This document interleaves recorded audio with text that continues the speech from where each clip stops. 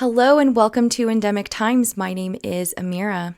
Uvalde, Texas Police Chief Pete Arredondo has finally, not really sure why it took this long, been fired from his position because of his disastrous handling of the May 24 shooting that occurred at Robb Elementary School that took the lives of 19 children and 2 teachers. Pete Arredondo, as you may recall, was one of the first responding police officers on the scene, but despite this fact, Pete Arredondo, at the time of the shooting and to this day, does not believe that he was the one in command. Arredondo's firing is 3 months after this brutal massacre that occurred at Robb Elementary School, and about a month after the principal has been transferred to a different school. Parents and members of the community have been calling for his firing since the incident, and their frustration at the slow movement of his firing is very understandable. Here's a look at the Uvalde CISD School Board special meeting that occurred on Wednesday, August 24th.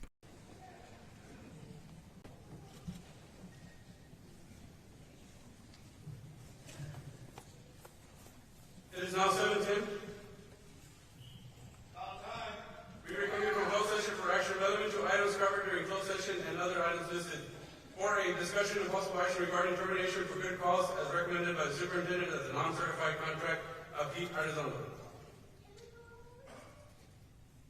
Mr. Board President, I move that good cause exists to terminate the non-certified contract of Pete Arredondo effective immediately.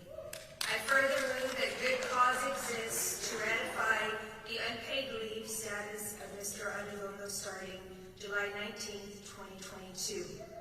Finally, I move to authorize the superintendent to issue written notice to Mr. Arredondo of this board action, including filing any needed reports required by the termination.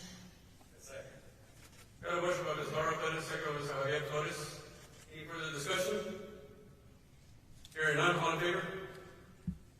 Motion passes unanimously. Item number 5, adjournment.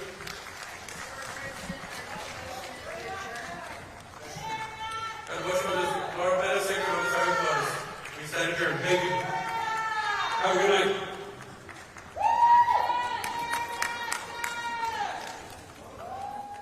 In addition to the news of Pete Arredondo's firing, it has also been reported that a $27 billion class action lawsuit has been filed by families of victims and survivors. They are preparing at least 2 high-dollar lawsuits that could keep numerous defendants tied up in court for years. Targets will likely include the Uvalde Consolidated Independent School District and its police chief, Pedro Pete Arredondo, Georgia-based Daniel Defense, which manufactured the assault-style rifle with which gunman Salvador Ramos killed 19 students and 2 teachers, and all police agencies that responded to the shooting. Other potential defendants are the city of Uvalde, Uvalde County and Outback Oasis, the Uvalde gun shop that transferred 2 rifles to Ramos, an 18-year-old high school dropout after he bought them online from Daniel Defense. Ramos used one of the rifles to carry out the attack. In addition to that lawsuit, attorneys Sean Brown of San Antonio and Stephanie Sherman are planning to file a federal lawsuit on behalf of 3 families whose children were at Robb that day of the mass shooting. Among the 3 families are the parents of 10-year-old Gilberto Mata,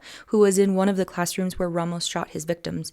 Gilberto was hit in the leg by a ricocheting bullet and is coping with psychological trauma, according to his family. The Robb Elementary School shooting was a failure of epic proportions, and with those failures lying solely on the back of the responding officers, particularly Pete Arredondo, Robb Elementary will likely continue to be part of the discourse on gun control, police reform, the collective bargaining agreements of police officers that too often provide qualified immunity for heinous offenses that deserve to be litigated in court and treated as criminal cases. I will continue to follow these details as they emerge. Thank you so much for watching. Please like, share, subscribe, and hit the bell. Stay safe, take care, and remember to be kind to each other.